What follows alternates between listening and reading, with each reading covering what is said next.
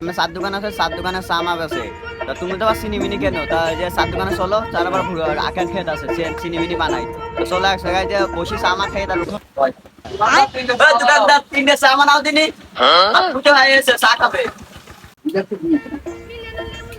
ওগো তোমরা কোনটা এসে গো চা খাবি? আমার থেকে বাড়ি এই সাইডে আমার পুইতে ভাই একে ওর বাড়ি কোন জায়গা? বাড়ি ওই যে আচ্ছা এই বাড়ি বাড়ি বলতে সে থাকে হলো বিদেশ, বিদেশে এসে আবার হলো নতুন দোকান খুলবে। ও, একেবারে এসে দোকানদার চা ভালো বানায় তো, চা এই ভালো জন্যই তো বানায়। আইছে এই দোকানে, বুঝলি? আচ্ছা তুই তো চেনাই ভালো। বাবু, তোমাদের আশা দেখে আমার 3 ডেজ অলরেডি বানানো হয়ে গেছে। তোমরা বসে, আমি দিচ্ছি দাঁড়াও চা।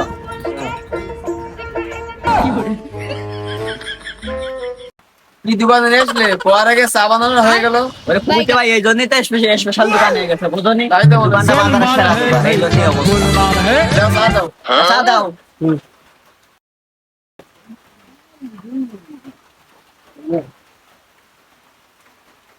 চা আবার আমি ছোট খাই, বুঝেছো? চা এই জন্যই ছোট দিয়েছে আমার।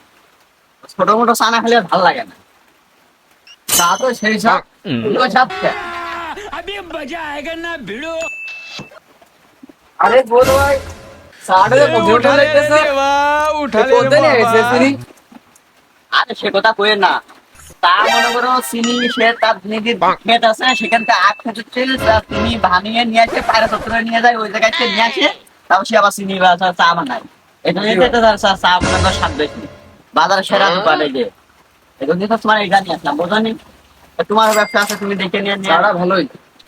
ও বাবু, তুমি চিনির কথা করছো? চিনির কথা ওই লোকের কাছে শোনা, সব করবেন।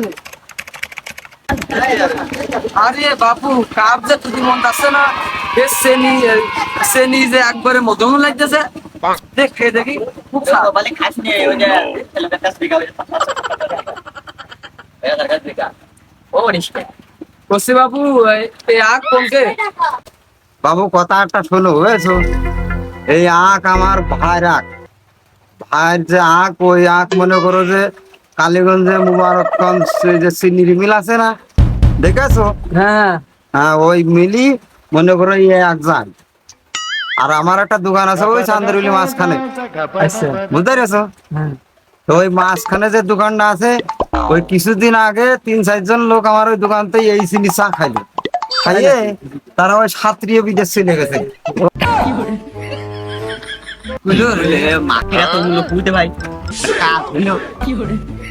কথা কম। তারপরে আর একটা কথা শোনো, এই আখের হলো চিনি হলো চা খাইলো, ওই যে একবারে 12টা মার্ডার হইলো না, হলে ওই যে ঝিনে দায় গিলো, যাই এনে সারদারি না কি করিল যেন ও?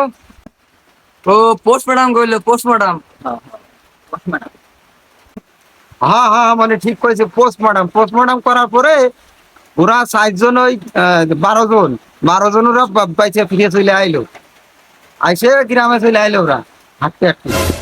আবার কলে যায় কত ফেলা কি কথা বাবা তো আচ্ছা, আবার কতদিন আর কিছু আসে নাকি একটু ভালো করে পাও শুনি।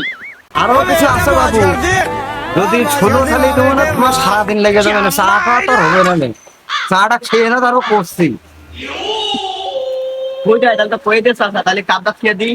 চার কাপ ফল আছে না, আগে শুনতে হবে যে কোন এসে এই আখ, কোন বুড়া না শুনলে চার কাপ ফল আছে। এর তো সাথে চা আমি কোনোদিন খাইনি। আখ আছে সব আমিই কিনবো, এই আখ না কিনে মন তো আমি যাচ্ছি না।